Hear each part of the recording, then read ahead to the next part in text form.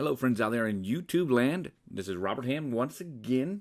I'm coming to you with another part of my complete edit series. Now the nice part about this series is it shows you my entire workflow. Each video is 10, 15, 20 minutes. It just depends on what I'm working for. Today we're specifically talking about white balance. And as I scroll around, you'll notice that there are these tungsten lights that were really quite orange.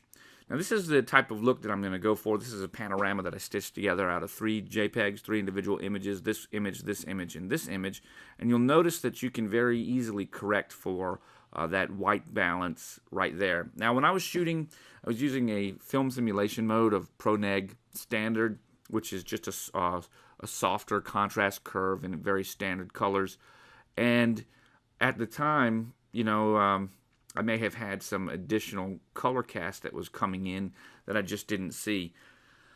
And if I did see, I may not have had the ability or the time to go ahead and correct it. You'll notice that in some lighting situations when we're directly beneath, you'll notice that they've got a huge skylight that comes down right here.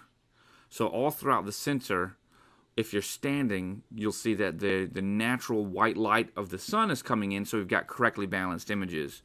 But you'll also come over here and see that all over the place there are these tungsten lights that are just shining this orange light, and it's also reflecting off of the floor right here. Sorry guys.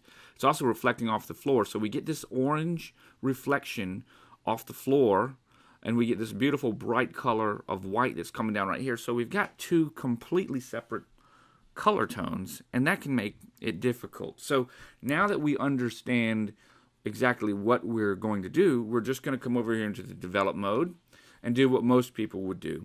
The first thing that most people would do, it would be to just adjust the white balance to auto. So we go from as shot to auto, and then let's see what happens. Okay, this may fix it to some degree, but notice now there's a distinctly green cast brought into the whites. There's a green and a blue, and I don't particularly care for that. So the next thing that most people would do would be to mess around with these sliders. Now when you're dealing with JPEGs, these sliders don't have the same effect because there's not as much information in the file as in the raw file. You can recover pretty much any kind of white balance that you would like in a raw file. You've got all the information there. So you can set your white balance afterwards. And because of that, if this was a raw image, when you tapped right here to change the white balance, other than as shot and auto, it would come up with tungsten, flash, indoor, outdoor, all that other stuff. So there's the program Lightroom knows that there's less ability to adjust for white balance. But my friends, I'm here to tell you that that is not your only option.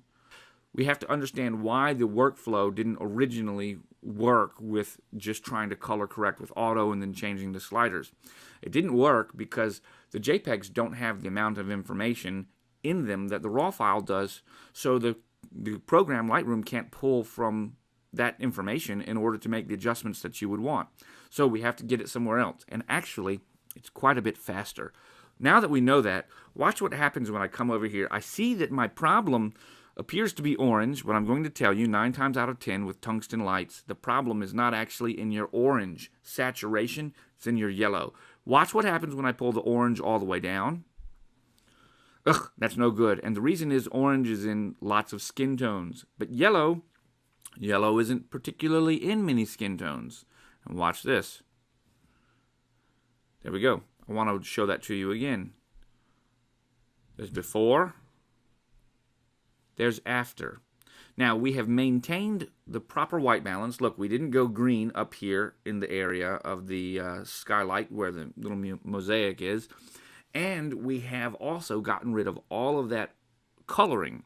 Now you could say that 100% is too much, but whatever you're feeling fancy for, just go ahead and adjust it. We can bring the orange down a little bit if you want to. You can bring the red saturation down, but I'm going to say no, don't do that. After we adjust our saturation, we then go to luminance. And we're going to take that and we can brighten what were yellows, even though they're no longer there as a color because they're desaturated. The computer, Lightroom, still recognizes where they are, so we can brighten them and we can actually give them some depth And we can also brighten and reduce our luminance in our individual color channels. Okay, so I think that's quite a bit better right there. Now, the nice part about all of this is that it doesn't have to happen one image at a time per se. Let's come right over here. I'm going to pick this image. And I'm going to slide all the way over to the right. And I'm going to grab a couple hundred images. Well, maybe not a couple hundred. I'm going to grab all the way to here because I've already adjusted this one. I'm going to shift, select. Now, I come over here to my bottom where it says sync and reset, and I tap the little button beside sync for auto sync. And all I'm going to do is come right here. I'll take this particular image, for whatever reason, just so that it's a new image, and I will take my yellow saturation slider all the way down. And look at that. Now that will apply that one effect to every single image because auto select has been selected. Now, depending on what kind of system you're working on, it may take effect immediately. You may have to rebuild your previews just to make it work a little bit better. But there you have it. Let's come back to this particular image. It doesn't matter which one we're going to. We got rid of all of that extraneous yellow color. Now, we're not done. Okay? And on my luminance, I'm going to give some brightness to it. I'm going to bring it up. Notice now, we're going to bring what was yellow, we're going to bring that much more into the fold for the white. I'm going to Control D to deselect all images. I'll just take one image, this one. We'll come over here and just look at the history real quick. So let's open this panel.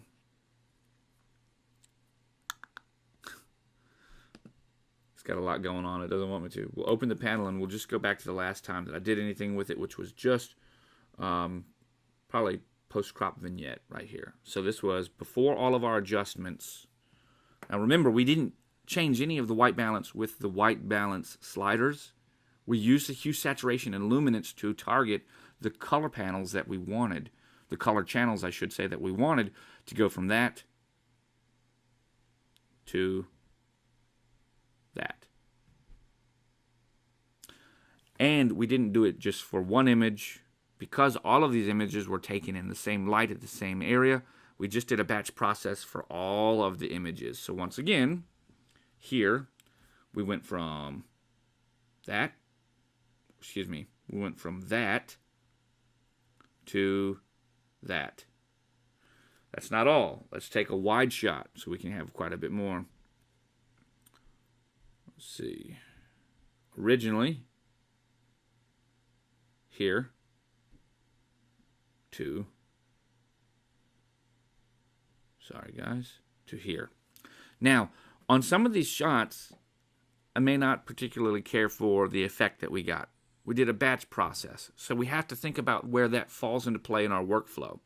We didn't even adjust any of our exposure values. This was just color correction for white balance, and that's very important to realize, because when you're working with a batch process workflow, when you're moving many adjustments over or many images receiving the same adjustment, you don't want to adjust every image completely. You want to work it in a process. So here I was just adjusting for white balance, and I'll go back and find the images.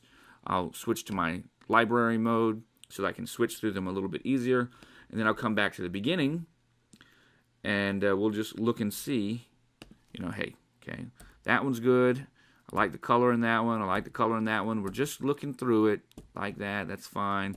We're not looking for anything right now other than color. So as these images come in, I recognize that we've got some little underexposure there that needs to be corrected. But hey, that's because of this big area back here that's all bright and white, and they were coming through. So that's fine. Right now we're just adjusting for color, and we're not even adjusting for chroma noise or color noise right now. We're going to fix that later. But that will come in the next Complete Edit series. Right now, we're going to wrap this up. Today, we have talked about white balance color correction, and specifically a strategy for using the hue, saturation, and luminance tool to correct color balance over a wide number of images. I hope that you have found this helpful. My name is Robert Hamm with RobertHammPhotography.com. You can find me over on Twitter at RobHammPhoto. You can even catch me at Facebook and YouTube at /Robert Hamm Photography. I'd like to take this moment to let you know that these types of workflows and little videos that I do take up quite a bit of my time, and I really enjoy producing them for you. It would be very, very, very helpful for me if you'd go ahead and smash that like and subscribe button. Right now, all it does is just let me know that I've got followers and people out there that are watching, but growing the channel definitely will help me be able to produce more of these types of videos. Also, I'd love to hear your feedback and comments. Go ahead and sound off below. And once again, I'm Robert Hamm. Keep shooting, my friends.